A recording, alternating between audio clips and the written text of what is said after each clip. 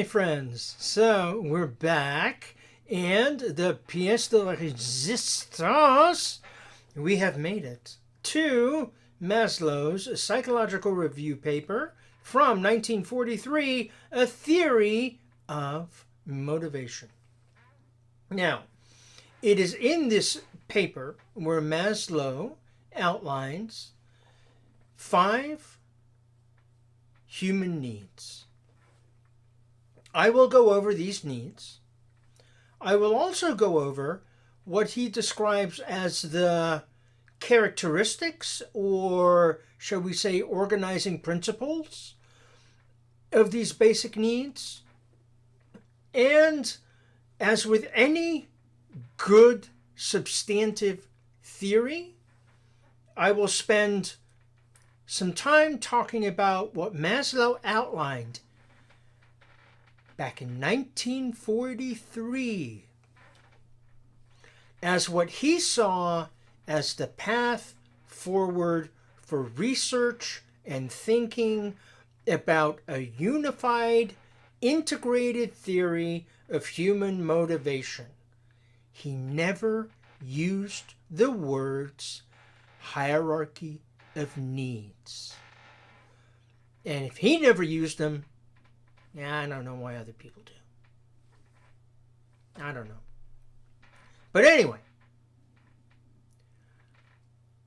it is sad to me that the limitations of the theory that he put forward under a section in his article called Limitations, which are essentially directions for future research to go, are largely directions that have been left to wither and rot and die. That is sad, because one can only think about how, with 80 years of research under our collective belts, how much farther down the road, down the field, the ball would be if people had bothered to listen to what Maslow had written, and even if Maslow had bothered to listen to what Maslow had written way back in 1943. So with that in mind, my friends, a summary of what Maslow proposed back in his original psychological review paper, A Theory of Motivation. So, Maslow presents 5 needs. I'm going to roughly group them into 3 levels: physiological or biological, social, and psychological/individual. The biological, we know. Be quiet, insulin pump. Fatak. Even a super fatak. Physiological. This is the most prepotent need. Now, what does he mean by most prepotent? Again, prepotent means it's the most deeply shoved down into the unconscious mind. Here's his example from the paper. A person lacking food, safety, love, esteem would probably desire and crave and act on hunger for food above all else. That means if you lack self-respect, if you want a friend, if you're looking for a place to sleep, and you're also hungry, you're going to go get that goddamn Snickers bar. And according to Maslow, why? Because that drive for hunger is buried and pushed so far down in our unconscious. It requires an inordinate amount of our resources, psychically, psychologically, to pull up into our conscious mind. It takes so much energy to get up into our conscious mind, that hunger drive, that it, for lack of a better word, consumes us. We are driven to satisfy it beyond all other measure. Because it is so far down, because it is the most prepotent. So that's what the hierarchy refers to. The hierarchy refers to how far down in the conscious mind a need resides. The farther down, the more of our energy it takes to satisfy it, because it sucks up more resources in the now. Right? It makes perfect sense. So physiological are the most prepotent need. When we are aware of them, they suck up every resource that's available to us now. The next two on the list, and they are, I will refer to them as a list. I do not refer to them as a hierarchy, and he never referred to them as a hierarchy. They are a group. Safety. And he saw these as active and dominant mobilizers for an organism's resources. We need to feel safe in order for us to be able to marshal those things that we need to achieve the things that we need to do, right? And we need to feel safe in order for us to go out into the world and act upon our instincts, act upon our desires, act upon our wishes. That is the ultimate goal of this safety. The love and belongingness, which is also a social need,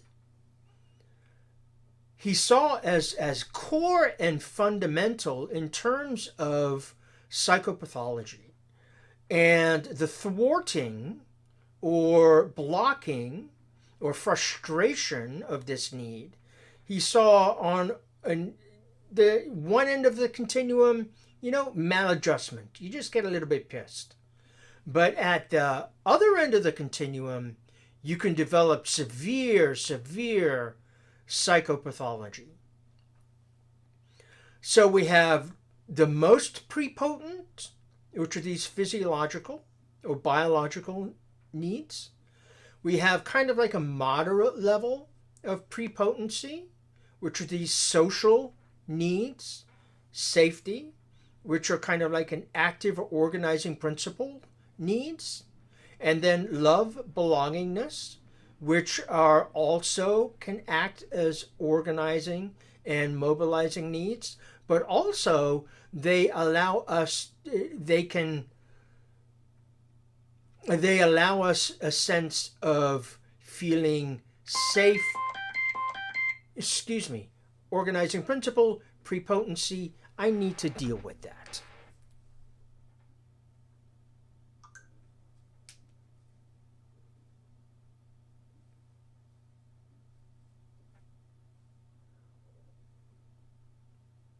Okay.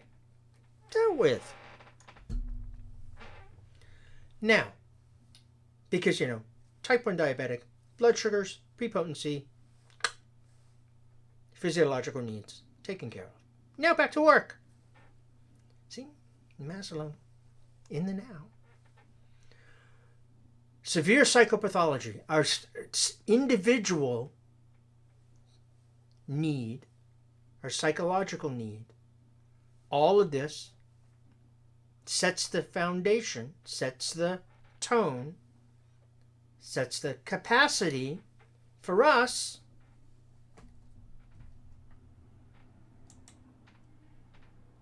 to go to or possibly satisfy these next needs.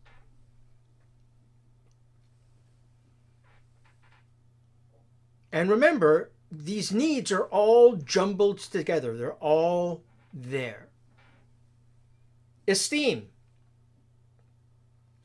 Esteem is the core of self-respect, self-esteem. It's the foundation for achievement, for prestige. Certainly thwarting it, frustrating it, stopping it leads to feelings of inferiority, feelings of helplessness, even severe traumatic neurosis, according to Maslow. Interestingly enough, Maslow's father described him as the ugliest child ever born. In many ways, you can learn a lot about the theories of personality theorists by reading their biographies. So Maslow wrote a lot about the basic striving to overcome basic insecurity. Where did he come up with that idea? Well, if you grew up being called the ugliest child ever born, basic insecurity seems kind of like a given. So, finally we get to this other individual psychological need, esteem one, but this other individual psychological need, self-actualization. And in terms of what Maslow wrote, again, it's finding the right fit. And this is something that's been around for thousands of years. In an Eastern philosophical perspective, from my own culture, it's called Dharma. That you're born, to do one thing. And you find that one thing and you do that one thing. To not do that one thing is kind of like not a cool thing to do. You've got to find what that one thing is and then you do it. You got to find the right thing. You're meant to do it and you do it. Now, what is that one thing? We're not necessarily born knowing that. It's our job to kind of figure that out. And here's the kick. We're not always right. You might want to be a brain surgeon, but that might not be the right fit. There are plenty of people who are brain surgeons who probably shouldn't be, and plenty of people who are plumbers who could probably be better brain surgeons. The issue is what one can be, what one must be, and then trying to find that balance. And then within a broader, as he said, social, cultural, political context, trying to find the right fit. Yeah, it's complicated. Now, he said, this is like direct quote from his paper, in our society, satisfaction, yeah, the Stones were right. But it's not I can't get no satisfaction. 98% of people don't get no satisfaction. Satisfied people are the exception, not the rule. Okay, so here is, for me, some of the most fascinating parts of this paper. The characteristics of the basic needs. The order, if there is an order, it's not fixed.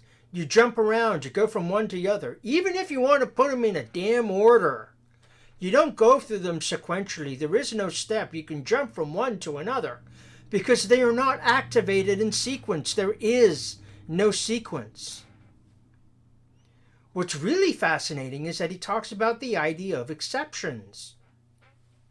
That there are people who are just born with high ideals, people who are given every single advantage that society has to offer.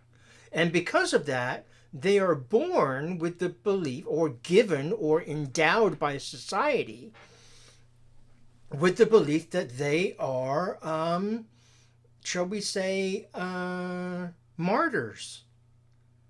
That they are owed everything. You know who these people are. They're exceedingly, irritating. at least to me. By definition,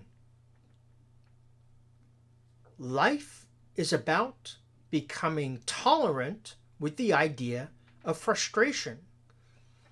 Now, as a social psychologist, this is particularly interesting because one of the first theories social psychology started investigating scientifically was frustration aggression theory. The idea of you try to achieve a goal, someone stops you from doing that, and one behavioral option from a multitude of behavioral options to deal with that frustration is violence. It's a motivated behavior. It satisfies a need. How one deals with frustration, how one becomes tolerant of frustration, hugely important. Have we investigated that enough? Studied that enough? No, of course not. And violence continues to plague us. Imagine where we would be if there were 80 years of rigorous research into the idea of tolerance with frustration. I don't know. I think maybe a little bit better than we are right now. Satisfaction is relative. It's relative within an individual. It's relative from one need to another need. Your level of satisfaction for love, belongingness, is not the same for self-actualization. It's not the same for physiological needs. And for sleep, it's not the same for hunger or for thirst or for pain avoidance or even for sex. And even for sex, it's not the same for on a Monday than it is for a Sunday, or on your birthday than it is for Christmas. So the idea of where that homeostatic satisfaction level lies is key. And he talks about that. Maslow talks about that, and we will when we get to the limitations in a minute. Again, all of these are unconscious. These needs are unconscious. We are not directly aware of them at any given moment in time, but they are all kind of bubbling there in the unconscious. Again, a very Freudian perspective. And it's a perspective. Is it right? Is it wrong? It's a way of thinking about things. It's not about whether it's right or wrong. It's a language. It's almost like a metaphor. It's a way to give you a way of thinking about how these things might work. So they're unconscious, they're bubbling there, and then one pops into your conscious mind and that drives a behavior. You act upon it. It energizes a set of behaviors. Maybe 1, maybe 5, maybe 10, maybe 20. It satisfies maybe one aspect of a need. Maybe it satisfies 2 needs. Maybe it satisfies none. But that's how these things work. There's a certain cultural specificity to how this stuff goes, which is very interesting. But there's also some generality. There's generality in terms of how we deal with things, but there's also very specific ways in which we deal with things. And that's something that Maslow was very interested in.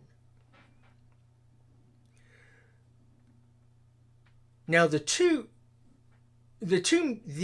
last two may seem like kind of like reciprocally related, but and to some extent they are, but they are different. So yes, multiple motives can lead to a single behavior, and a single behavior can be related to multiple motives, but certainly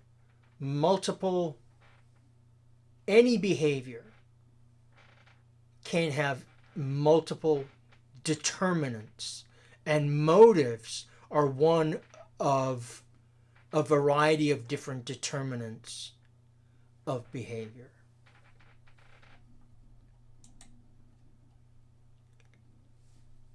There are a few other basic characteristics of the 5 basic needs that he mentioned. And after that, then we're going to get into talking about the limitations. So, again, he emphasizes this again and again and again and again. And given the number of times that Maslow talks about this, I'm beginning to think that he thinks this is kind of important. The goals are at the center. And what are the goals? He is using, and this is a function of language, and he gets to this when he talks about the limitations. He's using goals and the 5 basic needs interchangeably. So the goals and the needs are the same thing. The goals are the needs. The animal and human-centered are intermixed. They are inextricably linked. You cannot look at them independent of one another. I hear this all the freaking time. Oh, nature versus nurture. And it just makes me go insane. Because there's no such thing as nature versus nurture. And you know why there's not nature versus nurture? Because you cannot study one independent of the other, no matter how much you might try. The only question that makes sense, to my limited way of thinking, is nature and nurture. It's an interactive model. They work together inextricably to influence behavior. It's nature and nurture. It's mind and body. It's psychological and biological. That's what he was saying. And in my way of thinking, he's right. Motivation and psychopathogenesis are also inextricably linked. Understanding a general theory of motivation is central to understanding a general theory of psychopathology. And his theory of motivation was his first step in attempting to articulate a general theory of psychopathology. And finally, gratifying and the process of gratifying or satisfying these needs, how that happens, why that happens, the processes, mechanisms through which that happens, all of that is what drives the human condition. That's what he was saying. So with that, let us move into what for me, it's one of the most fun parts of the psychological review paper, A Theory of Motivation by Abraham Maslow. The limitations. He noted right off the bat that there are huge limitations, as there always have been in the study of human motivation, with the definitions of things. What is a drive? What is a wish? What is a desire? What is a need? What is a goal? And the reason for this is partly because of the methodology we use.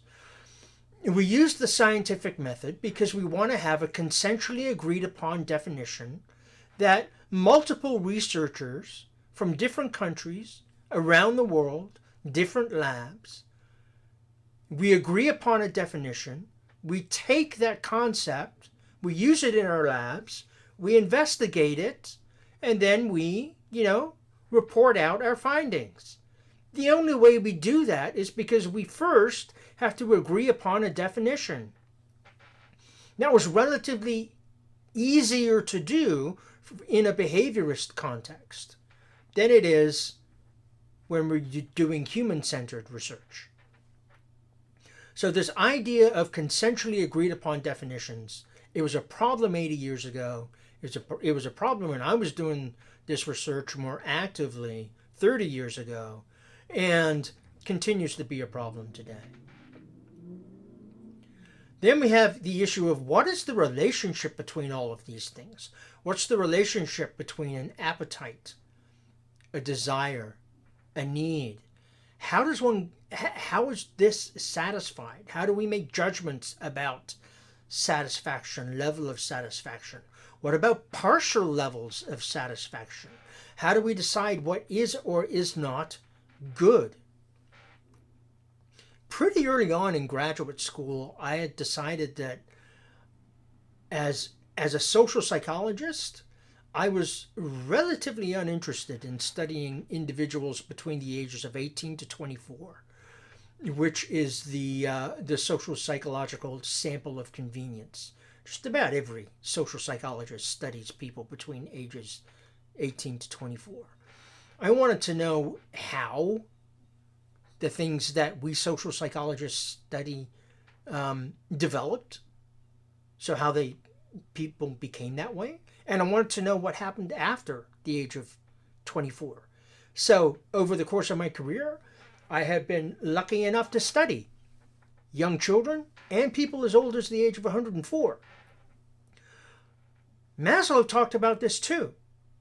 One of the limitations in terms of theories of human motivation that he noted 80 years ago is that we know relatively nothing about the basic etiology, the basic development of needs, how they develop, grow, change in early childhood, how they're molded, how they shape, how they're influenced by society, culture. That's what some of my work did 30 years ago. And others have taken it, gone with it. It's wonderful to see how that work has grown, shaped, changed, and molded. Largely over in Europe, not so much over here in North America, because people aren't really interested in that type of work here, which is rather sad to see. So one of the limitations, developmental change.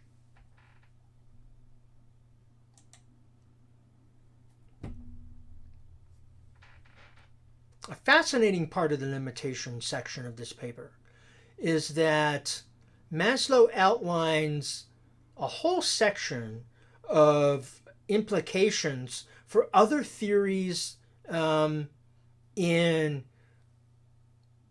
social psychology, clinical psychology, as well as psychotherapy.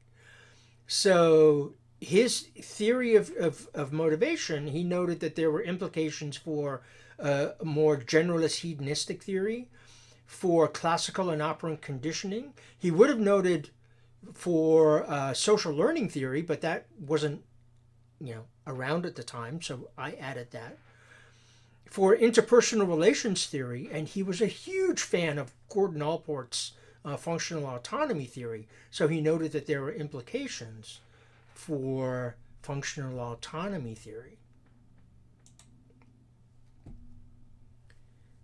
And then finally, just placing things in a far broader sociological, anthropological context, he noted that there were implications for his model for a broader theory on society, social functioning, for a general theory of selfishness, because ultimately that's what he saw at the top of the model.